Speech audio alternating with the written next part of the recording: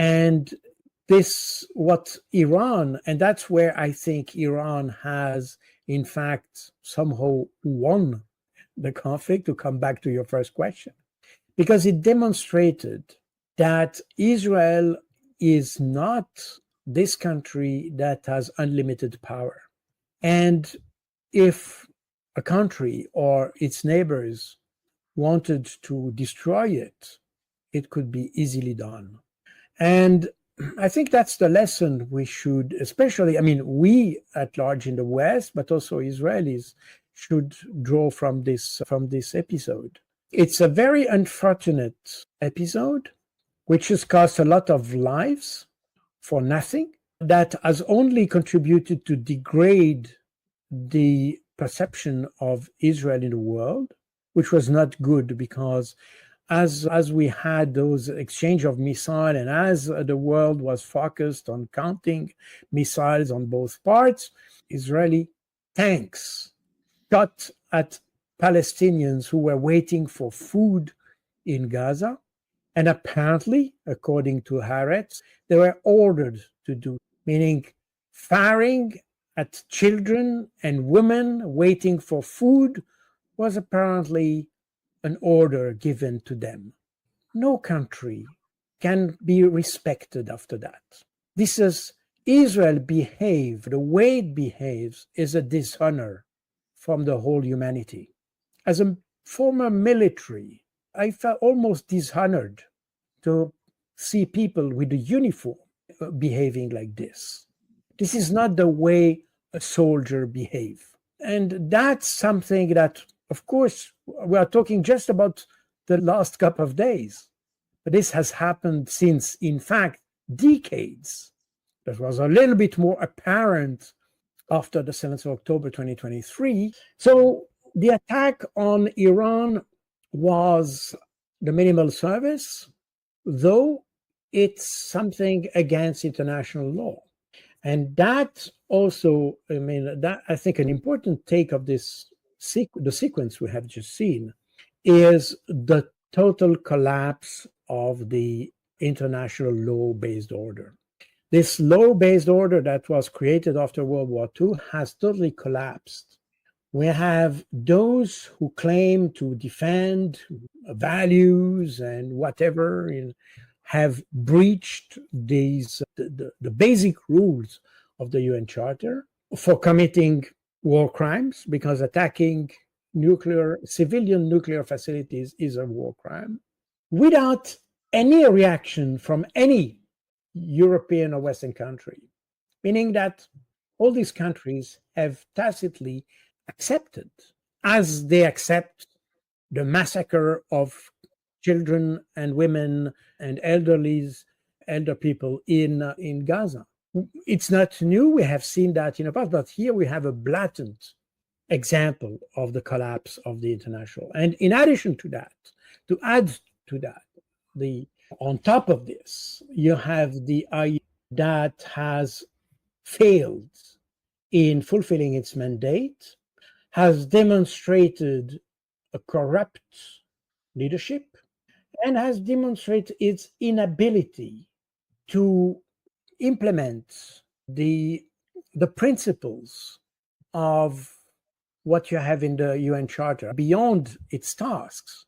The principle of objectivity, neutrality, impartiality, all that was collapsed. And we have seen that already with the OPCV during the Syrian war, where the OPCV, for the Office Against the Proliferation of Chemical Weapons, the Israelis are very much exemplify the problem.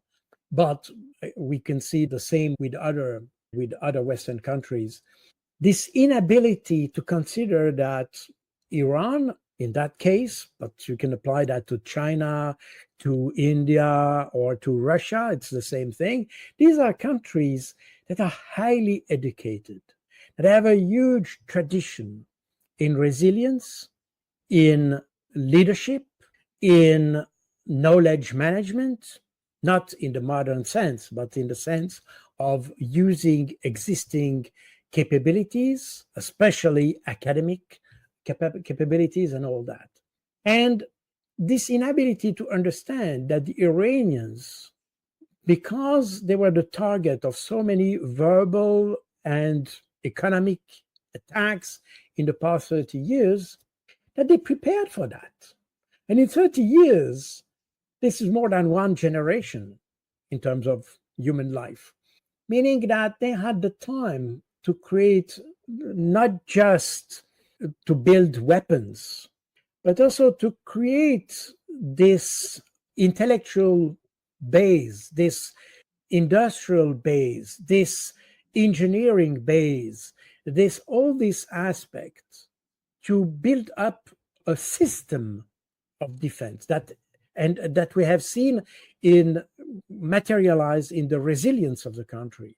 And the fact that the West is not able to understand that strikes me literally, because this was written, this was explicit, this was there, but we are blinded by our arrogance. And that's very true with the Israelis. And that will probably lead to their total defeat at one point, because when you're having, it's good to be self-confident, and we have to be self-confident.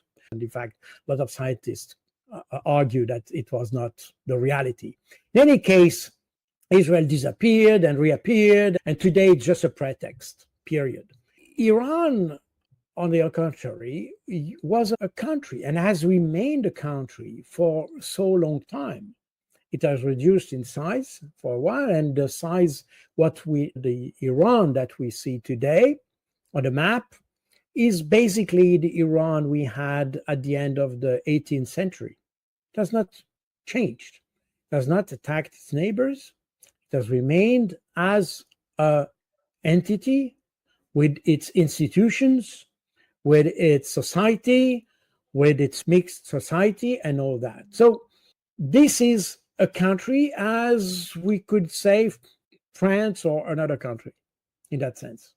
If you look at the rest of the Middle East, all these countries are barely 100 years old, and they didn't exist before. Again, Iran existed in a larger form, if you want, before, and what we have since 200 years, it's the actual, let's say, borders somehow. But if you look at countries like Jordan, Syria, Lebanon, they didn't exist. Israel is even questionable because they have no borders, so we can even question its legal existence, but it's another question. All these countries didn't exist. Iraq, Kuwait, even Saudi Arabia didn't exist as such.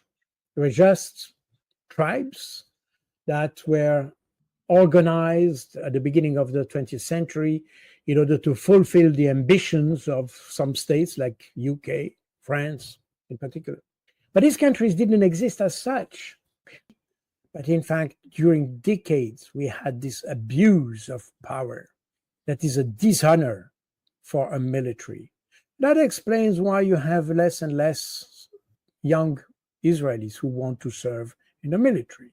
And that shows that probably there is something more fundamental that is rotten within the state of Israel, which is probably the sense of honor, the ethics, the morale, the sense of discipline, and the good common sense.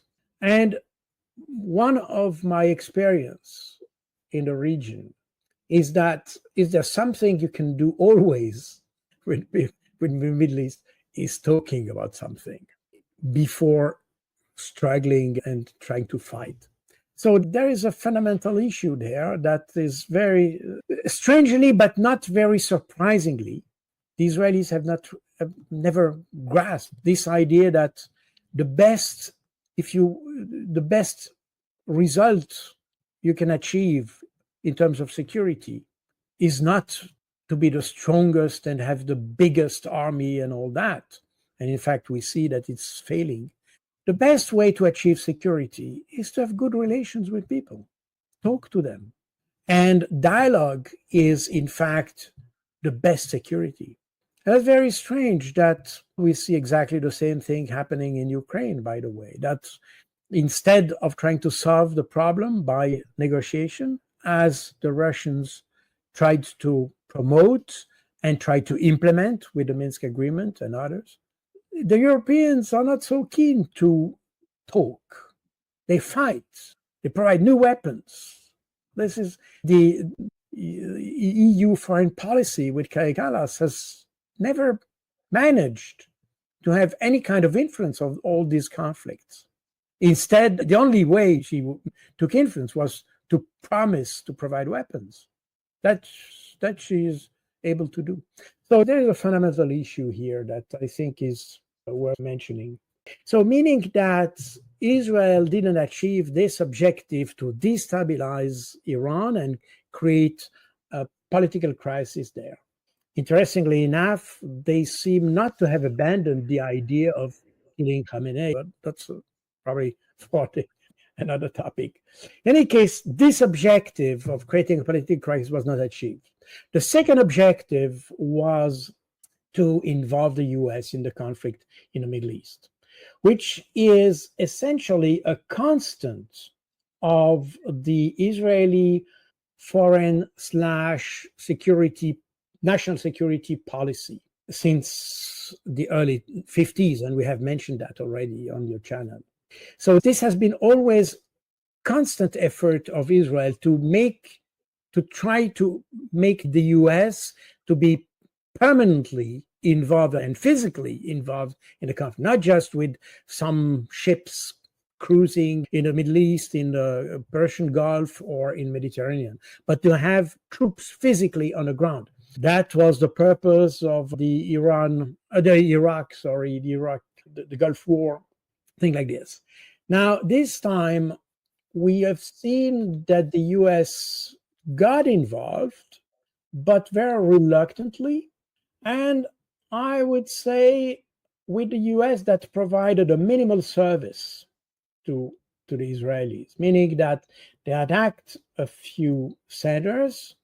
We don't know exactly what is the extent of the damages, and there are a lot of speculations around, and we can talk about this later, but factually, we don't know exactly. And my understanding is that it's very hard to understand a culture when you are not part of it, and when you have not, let's say, when you have not been in the country itself for the longer period of time, especially when it comes to those countries that have a very different culture, mentality, logic, you name it, than we do in the West. I have lived in other countries outside of Europe, especially in Africa, North Africa, and all that. So I'm aware of the fact that you cannot just look at the country from far away and make a judgment. Societies are much more flexible than we tend to portray them. They are more resilient. And even if we portray these countries, and that applies to Russia, to China, to Iran, and others, we want to portray them as dictatorships because it's convenient for us. It gives us the pretext to consider them as enemies because of our values, which should be defined, by the way, but anyway. But in reality, and that's something that I have said many times, I'm Swiss. France is just next door. But and both countries claim to be democracies.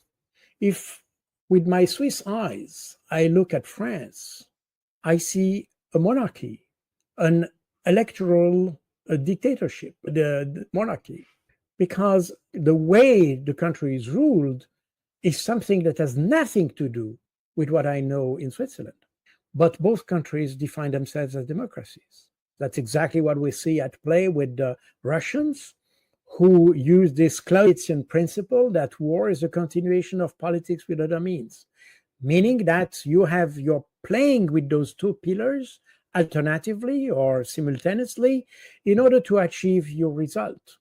Now, when you look at the Europeans today, probably not 50 years ago, but today, as you see with Israel, they have totally forgotten the pillar related to foreign policy. Everything is based on the defense policy. Everything. And they don't even consider that their problem could be solved through diplomacy. And you never hear about the Minister of Foreign Affairs. You mentioned that regarding Israel, but you can say exactly the same about Germany, for instance. You had Annalena Baerbock, but this was just an additional warmonger. Then it was definitely not diplomacy.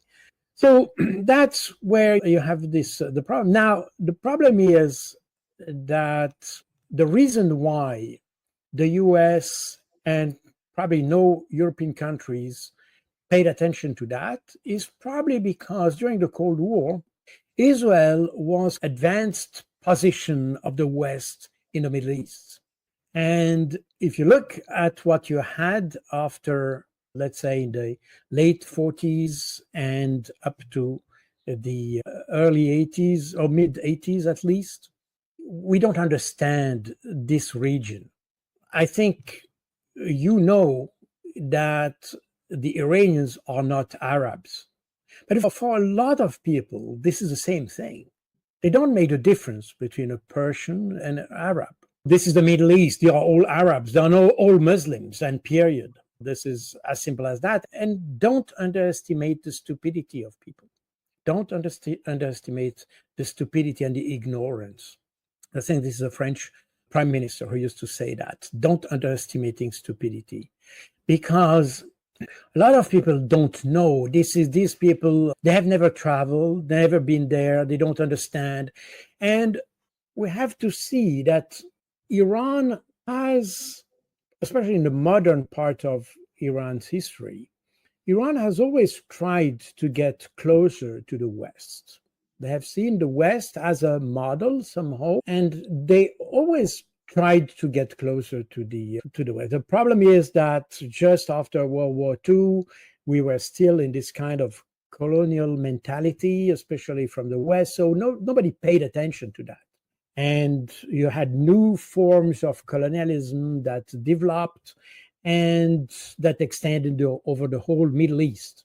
But one thing we shouldn't forget, Iran is something like more than 2,000 years old country, and probably more.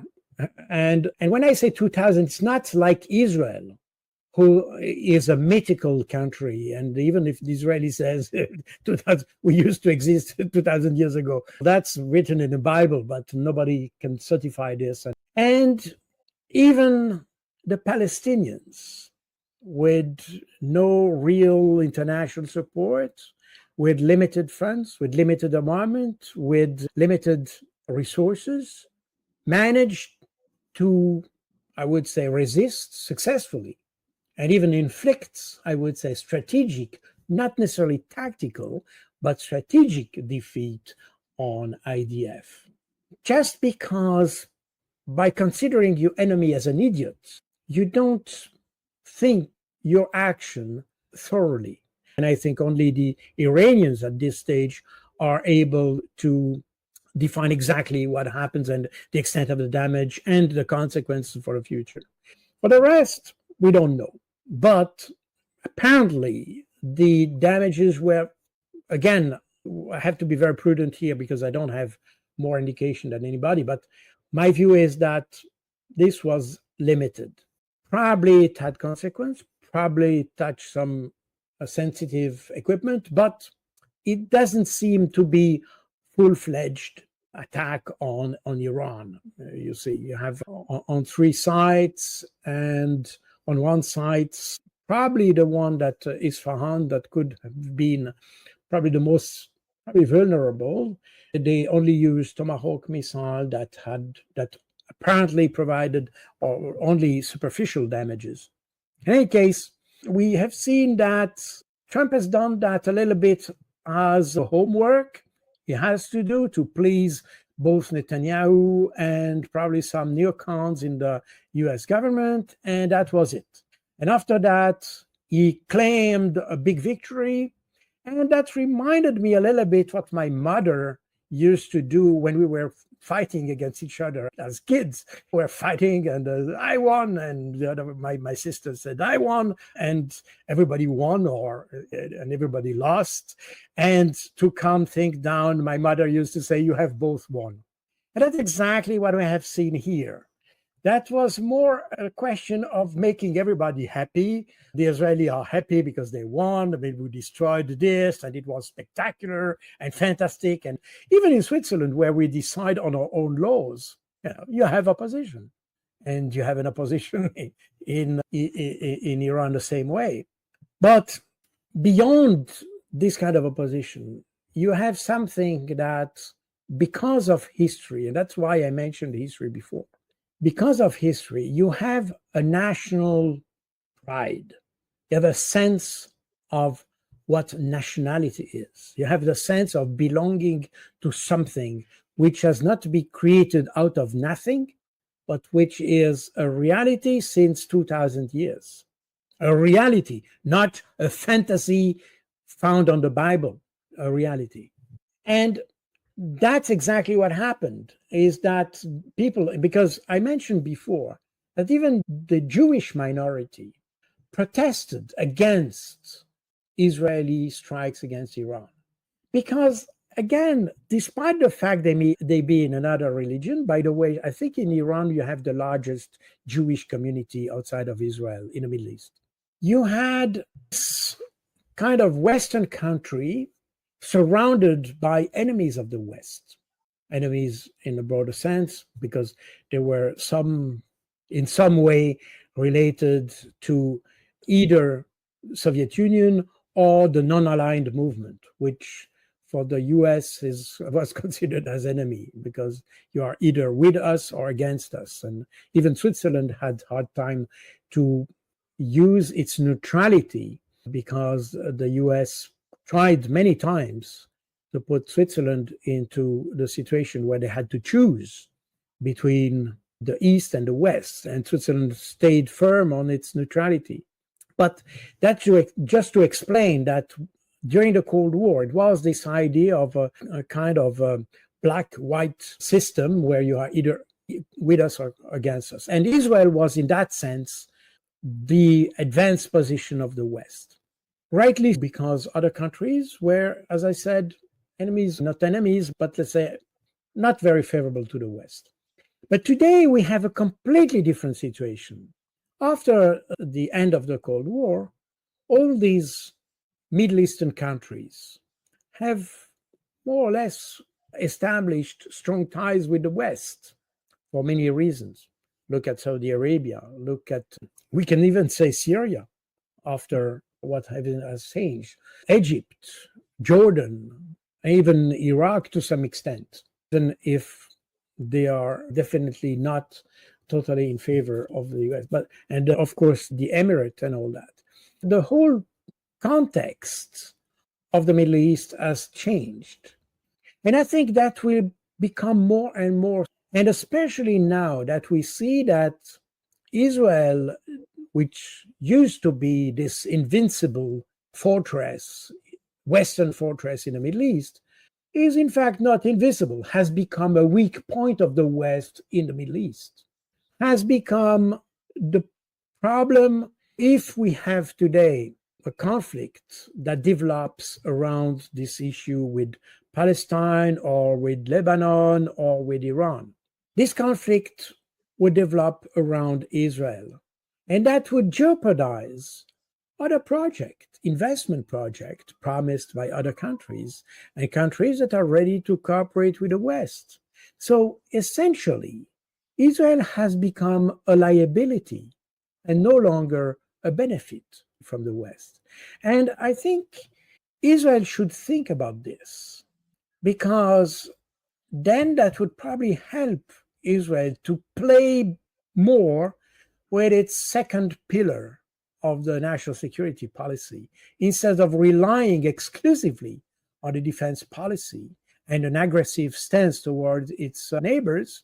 Probably I would suggest that for Israel it would be a good idea to elaborate on foreign policy and develop better ties with its neighbors, try to solve problems related to the Palestinians and solve them intelligently based on the international law and not just based on gut feeling as they do now.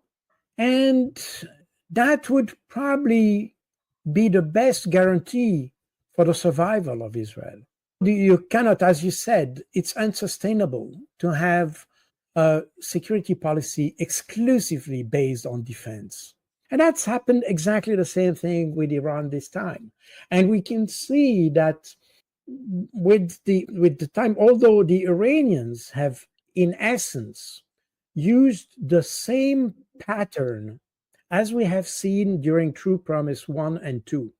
This is exactly the same pattern. The only difference is that during Promise 1 and 2, True Promise 1 and 2, we had the whole pattern of the Iranian response concentrated on one day.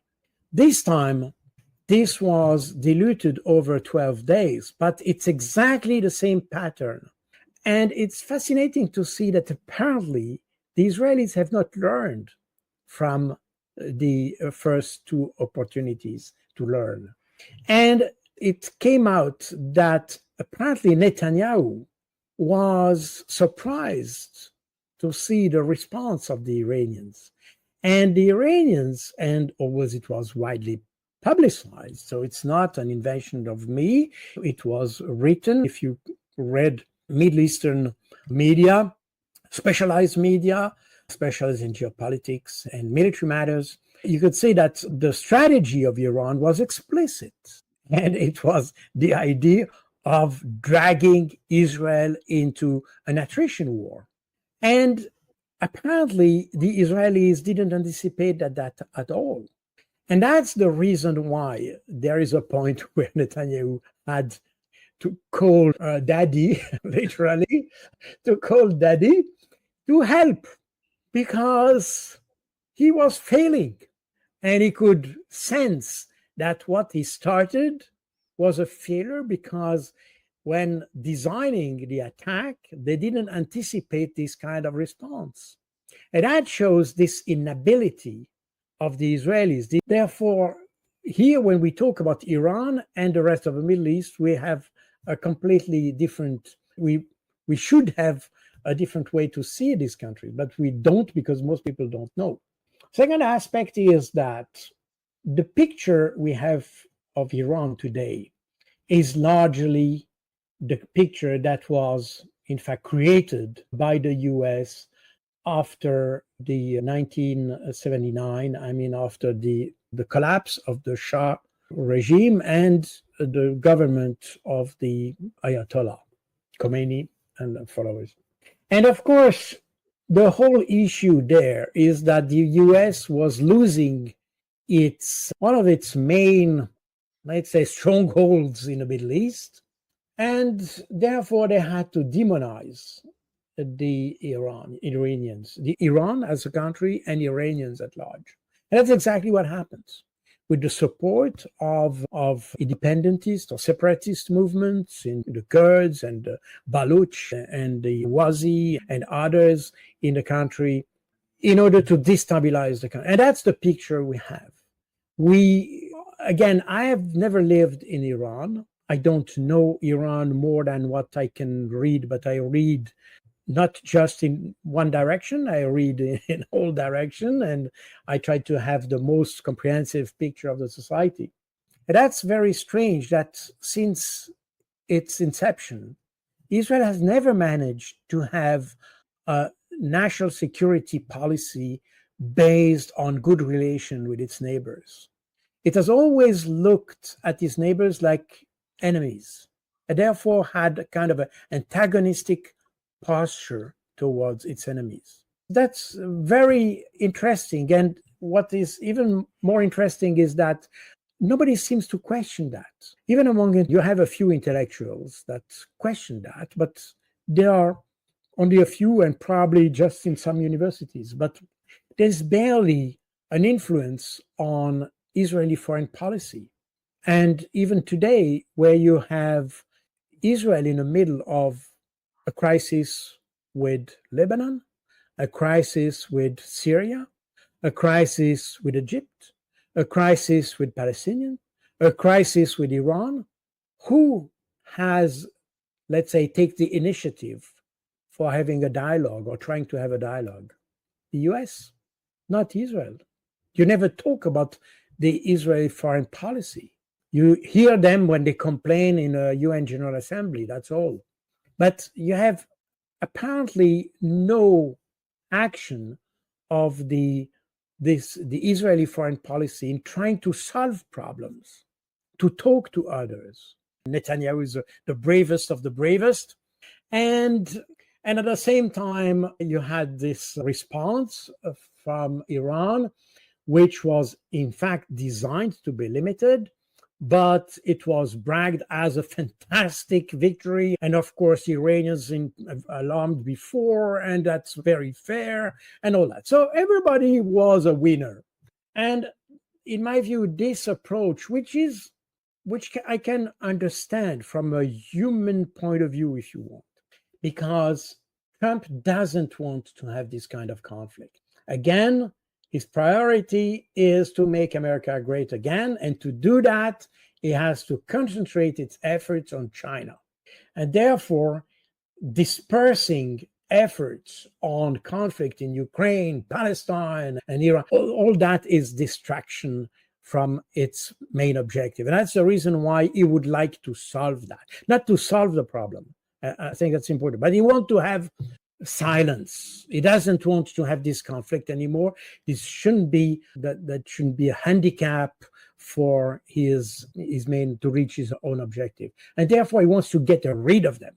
Without, by the way, it's interesting, without, and that's valid for the three conflicts, without looking for long-term solution, a real peace for this conflict.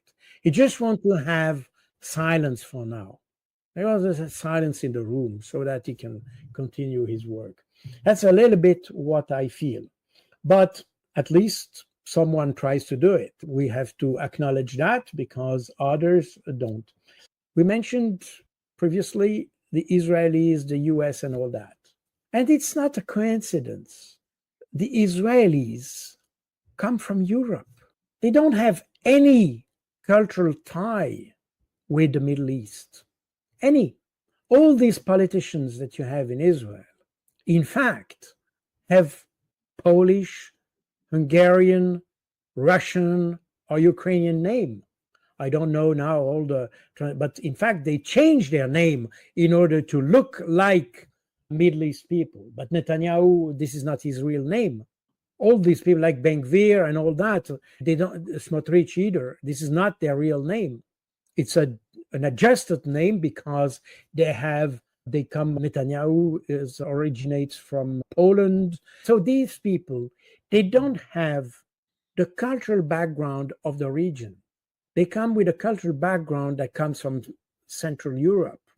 And that's the reason why they cannot understand this area where they claim they belong to since 2000 years.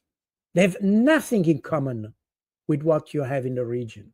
And that, I think, is one of the factors that explains this inability to understand their adversary. It's also an inability to address, because when you don't know your enemy, you tend to have an aggressive stance instead of trying to talk to him. It's normal human behavior, probably.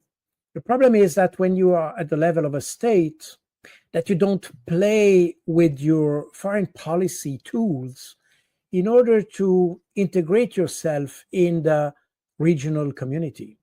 But too much is too much. Very self-confident is good, but too much is too much. And that's exactly what we have seen. And that's exactly what we have seen in that last sequence is, in fact, reminiscent to the arrogance we have seen of the West attacking Afghanistan, Iraq, Libya, and all that, where they never managed to have the situation under control. At no point. At absolutely no point. They killed a lot of people. They made a lot of destruction. but there is a total inability to gain control over a situation.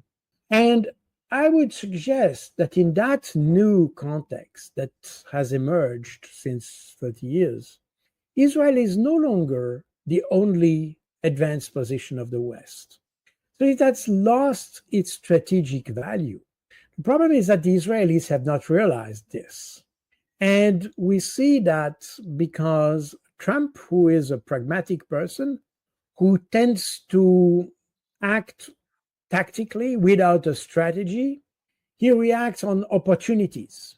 He's a businessman. It's very the type of business you may find in New York. You jump from opportunity to opportunity. That's exactly what he does. There is no elaborated strategy and think like this is just opportunity and the next opportunity and all that. And in that context, he has established stronger ties with Saudi Arabia, for instance.